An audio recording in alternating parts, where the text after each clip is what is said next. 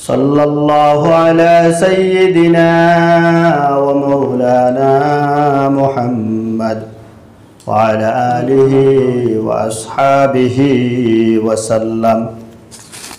सल्लल्लाहु अला सय्यिदिना व मौलाना मुहम्मद व अला आलिहि व अस्हाबिहि व सल्लम। আল্লাহ সুবহানাহু ওয়া তাআলার শেষ দয়া মায়া মেহেরবানি আমাদের প্রতি হয়েছে। আল্লাহ সুবহানাহু ওয়া তাআলা আমাদেরকে এই পবিত্র মাহে রমজানে আমাদের পারিবারিক কাজকর্ম থেকে বিরত হয়ে আল্লাহর ঘর মসজিদের মধ্যে জুমার নামাজ আদায়ের জন্য আসার বসার তৌফিক দিয়েছেন। উচ্চ সুরে পড়ি আলহামদুলিল্লাহ। সম্মানিত হাজিরিন, হযরতে সলমান রাদিয়াল্লাহু তাআলা আনহু বলেন,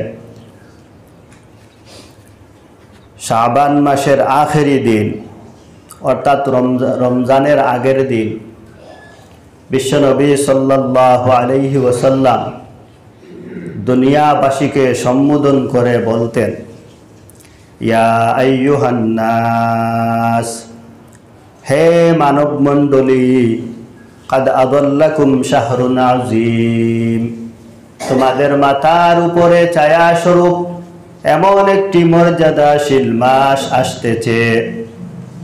শাহরুন ফিহি লাইলাতুন, যার মধ্যে শবে কদর নামক একটি রাত্রি আছে।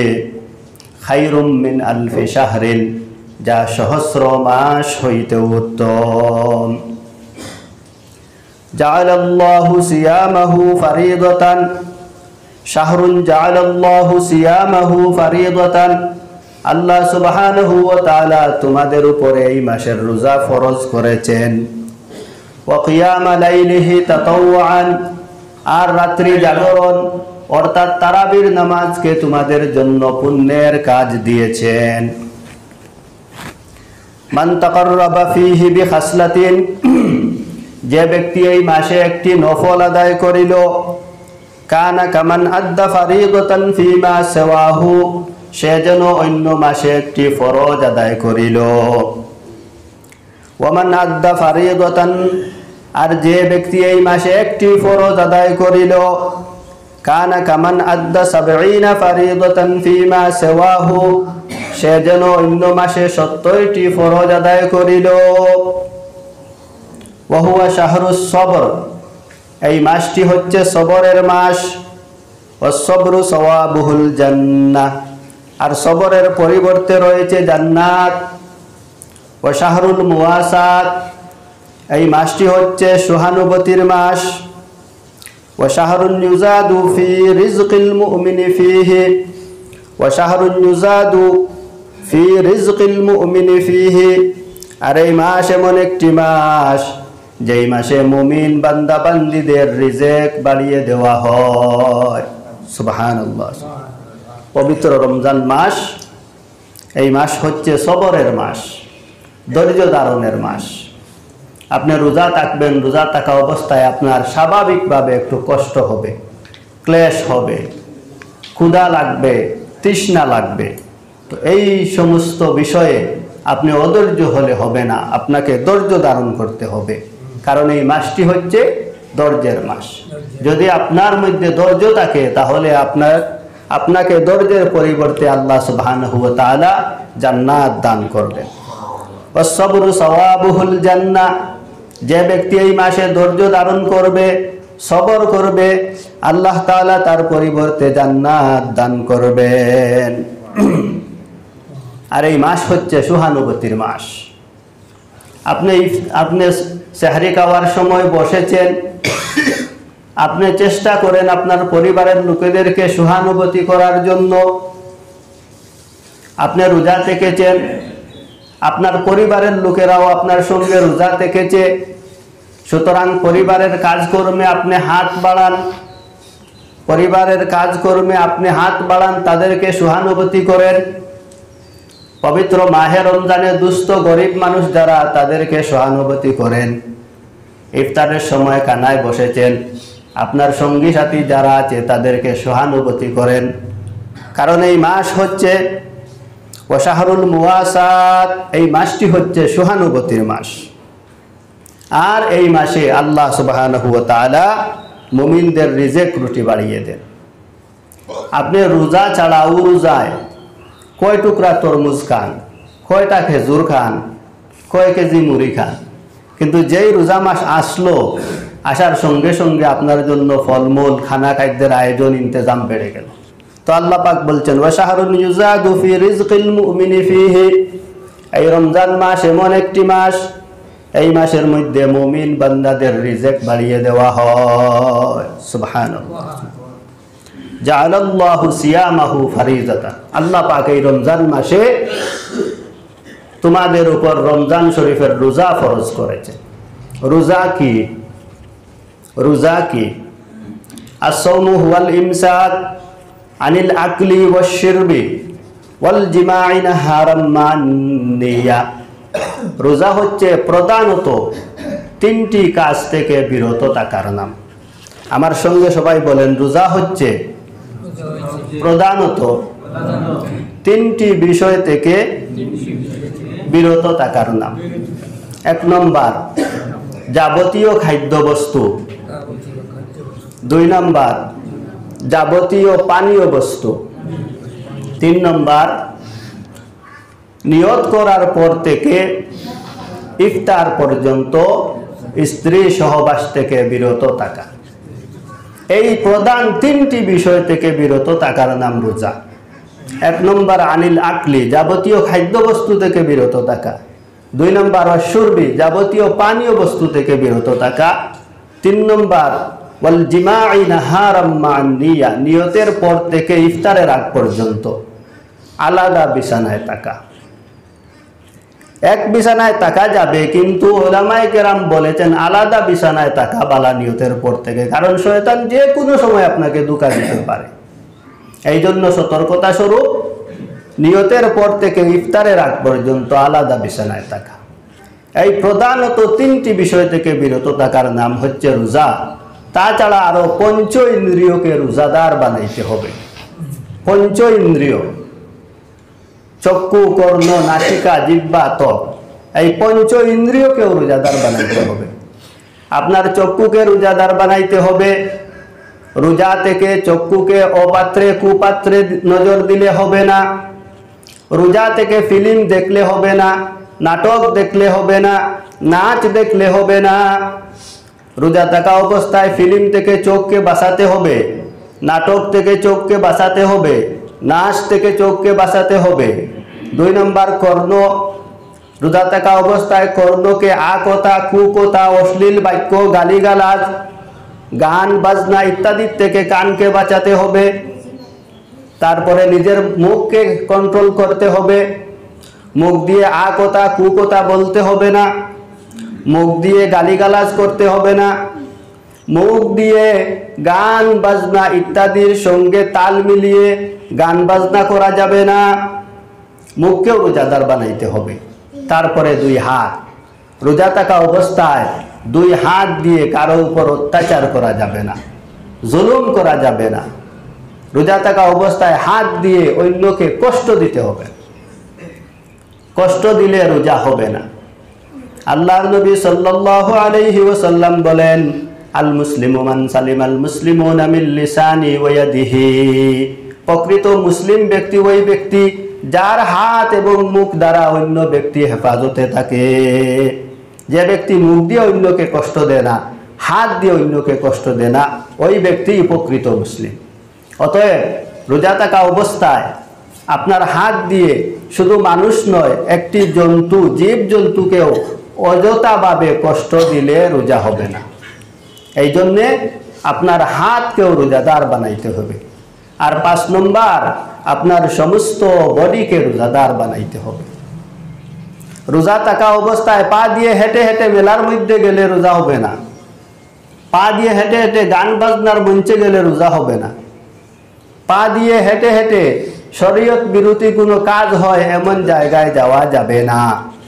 আপনার পা, আপনার শরীর, চোখ, নাক, কান, মুখ, হাত সব রোজাদার বানাইতে হবে। এই সব কিছু রোজার আওতায় এনে যদি আপনি রোজা থাকেন, তাহলে আপনার রোজা আপনাকে উপকৃত করবে ইনশাআল্লাহ। রোজাদারদের 5টি পুরস্কার। যারা সমস্ত অঙ্গ প্রত্যঙ্গ দিয়ে রোজা থাকবে তাদের জন্য 5টি পুরস্কার নির্ধারিত। 1 নম্বর, রোজাদারের মুখের ঘ্রাণ আল্লাহর নিকট মৃগনাভি হইতে উত্তম। বলেন সুবহানাল্লাহ। মৃগনাভি হরিণের নাভির মধ্যে চাকার মতো একটি বস্তু, খুব মূল্যবান সুগন্ধিময় একটি বস্তু, যার নাম হলো মৃগনাভি, যা প্রত্যেক হরিণের নাভির মধ্যে থাকে না। প্রতি 1000 হরিণ হইতে একটি হরিণের নাভির মধ্যে এই বস্তু থাকে। খুব মূল্যবান দামি একটি বস্তু। তো আল্লাহ সুবহানাহু ওয়া তাআলা বলছেন, আতিয়াবু ইনদাল্লাহি মির রিহিল মিস্ক, রোজাদারের মুখের ঘ্রাণ আল্লাহর নিকট মৃগনাভি হইতে উত্তম। সুবহানাল্লাহ, সুবহান। 2 নম্বর, রোজাদারদের জন্য সমুদ্রের মাছ ইফতার পর্যন্ত দোয়া করতে থাকে। সুবহানাল্লাহ। সমুদ্রের মাছ, এই পৃথিবী 3 ভাগ করে, 1 ভাগ হচ্ছে স্থল আর 2 ভাগ হচ্ছে জল।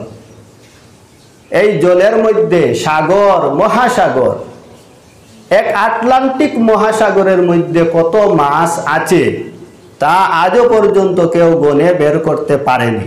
যদি কেউ গণতে যায় তার জীবন শেষ হয়ে যাবে, তার সমস্ত টেকনোলজি ফেল মারবে। শুধু আটলান্টিক মহাসাগরের মাছ গণে শেষ করা যাবে না। আরো 7টি মহাসাগর রয়েছে, তার মধ্যে সাগর রয়েছে, তার মধ্যে খাল রয়েছে, বিল রয়েছে, নদী নালা, সমগ্র বিশ্ব জুড়ে কোটি কোটি মাছ রোজাদারদের জন্য ইফতার পর্যন্ত দোয়া করতে থাকে। সুবহানাল্লাহ, সুবহানাল্লাহ। মাছের কোনো গুনাহ আছে? মাছের কোনো গুনাহ নাই। নির্গুনাহ প্রাণী যদি দোয়া করে নিঃসন্দেহে দোয়া কবুল হয়। এজন্য রোজাদারদের 2 নম্বর পুরস্কার হলো ইফতার পর্যন্ত সমুদ্রের মাছ রোজাদারদের জন্য দোয়া করতে থাকে। বলেন সুবহানাল্লাহ, সুবহানাল্লাহ। ওয়াস্তাগফিরু লাহুমুল হিতান হাত্তা ইফতিরু, রোজাদারদের জন্য সমুদ্রের মাছ ইফতার পর্যন্ত দোয়া করতে থাকে। 3 নম্বর, রোজাদারদের জন্য প্রতিদিন বেহেশত সুসজ্জিত করা হয়। বলেন সুবহানাল্লাহ। ওয়াইযায়্যানুল্লাহু আযজা ওয়া জাল্লা কুল্লা ইয়াউমিন জান্নাতাহু, রোজাদারদের জন্য প্রতিনিয়ত আল্লাহ তাআলা বেহেশতকে সুসজ্জিত করেন আর বলতে থাকেন, আমার বান্দারা দুনিয়ার কষ্ট, দুনিয়ার ক্লেশ, দুনিয়ার যাতনা কাটিয়ে অতি শীঘ্রই তোমার সাক্ষাতে আসছে। সুবহানাল্লাহ। এই জন্য অন্য হাদিসের মধ্যে এসেছে, রোজাদারদের জন্য জান্নাতের মধ্যে একটি গেট বানানো হবে। শুধুমাত্র রোজাদাররাই এই গেট দিয়ে জান্নাতের মধ্যে প্রবেশ করতে থাকবে। বলেন সুবহানাল্লাহ, সুবহানাল্লাহ। আলা রাসূলুল্লাহ সাল্লাল্লাহু আলাইহি ওয়াসাল্লাম, ইন্না ফিল জান্নাতি বাবান ইউকালু লাহু আর-রায়্যান, নবী করিম সাল্লাল্লাহু আলাইহি ওয়াসাল্লাম বলেন, জান্নাতের মধ্যে একটি গেট বানানো হবে, যেই গেটের নাম হবে রায়্যান। ইয়াদখুলু মিনহু সাইমুন, ওই গেট দিয়ে কেবলমাত্র রোজাদাররাই প্রবেশ করবে। লা ইয়াদখুলু মিনহুম আহাদুন গায়রুহুম, রোজাদার ব্যতীত আর কোনো ব্যক্তি ওই গেট দিয়ে প্রবেশ করতে পারবে না। ফাইজা দাখালুহু গুলিকা, যখন রোজাদাররা প্রবেশ করবে সঙ্গে সঙ্গে ওই গেট বন্ধ হয়ে যাবে। বলেন সুবহানাল্লাহ, সুবহানাল্লাহ। রোজাদারদের জন্য 5 নম্বর পুরস্কার হলো, এই পুরস্কারটি হচ্ছে সবচেয়ে বড় পুরস্কার। রোজাদারদের জন্য 5 নম্বর পুরস্কার হলো, রমজানের শেষ রাত্রিতে সমস্ত রোজাদারকে আল্লাহ তাআলা মাফ করে দিবেন। বলেন সুবহানাল্লাহ। ওয়া ইয়াগফিরু লাহুম ফি আখিরি লাইলিহি, রোজাদারদের জন্য সবচেয়ে বড় পুরস্কার হলো রমজান মাসের শেষ রাত্রিতে আল্লাহ সুবহানাহু ওয়া তাআলা সব রোজাদারকে মাফ করে দিবেন। সুবহানাল্লাহ। সাহাবারা জিজ্ঞেস করলেন, ইয়া রাসূলুল্লাহ, এই মাফ কি শবে কদরের রাত্রিতে হবে? বিশ্বনবী সাল্লাল্লাহু আলাইহি সাল্লাম বলেন, না, নিয়ম হলো মজদুর যখন কাজ করে, কাজ করার শেষে সঙ্গে সঙ্গে তার পাওনা দিয়ে দেওয়া উত্তম। অতএব রোজাদাররা সমস্ত মাস রোজা থাকবে, আর রমজান মাসের আখেরি রাত সমস্ত রোজাদারকে মাফ করে দেওয়া হবে। সুবহানাল্লাহ। আল্লাহ সুবহানাহু ওয়া তাআলা আমাদের রোজাগুলি পঞ্চ ইন্দ্রিয় দ্বারা রোজা থাকবার তৌফিক দান করেন। আল্লাহ সুবহানাহু ওয়া তাআলা যেভাবে রোজা থাকলে রোজা কবুল করেন সেইভাবে রোজা থাকবার তৌফিক দান করেন। আর রোজাদারদের জন্য আল্লাহ সুবহানাহু ওয়া তাআলা যত পুরস্কার, যত নাজ, যত নিয়ামত রেখেছেন, সব নাজ নিয়ামতের মধ্যে আমাদেরকে অংশগ্রহণ করার তৌফিক দান করেন। আমিন। ওয়া আখিরু দাওয়ানা আলহামদুলিল্লাহি রাব্বিল আলামিন। আলহামদুলিল্লাহ الحمد لله نحمده ونستعينه ونستغفره ونؤمن به ونتوكل عليه ونعوذ بالله من شرور أنفسنا ومن سيئات أعمالنا من يهده الله فلا مضل له ومن يضلله فلا هادي له وأشهد أن لا إله إلا الله وحده لا شريك له وأشهد أن سيدنا ومولانا محمدا عبده ورسوله أما بعد فأعوذ بالله من الشيطان الرجيم بسم الله الرحمن الرحيم يا أيها الذين آمنوا كتب عليكم الصيام كما كتب على الذين من قبلكم لعلكم تتقون صدق الله مولانا العظيم صلى الله على سيدنا ومولانا محمد وعلى آله وأصحابه وسلم صلى الله على سيدنا ومولانا محمد وعلى آله وأصحابه وسلم